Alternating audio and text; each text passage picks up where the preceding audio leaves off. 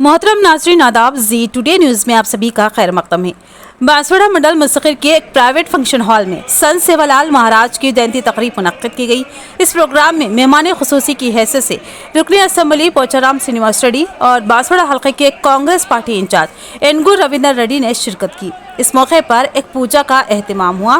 पूजा के अख्तिताम के बाद स्टेज पर BRS कायदीन को मदऊ किया गया, मगर BRS कायदीन ने सेवालाल महाराज की जयंती तकरीब की तौहीन करते हुए वहां से चले गए, जिस पर कांग्रेस कायद प्रताप सिंह और BRS कायद बुदिया नायक के दरमियान शदीद लफ्जी झड़प छिड़क गई और एक दूसरे पर इल्जाम लगाते नजर आए।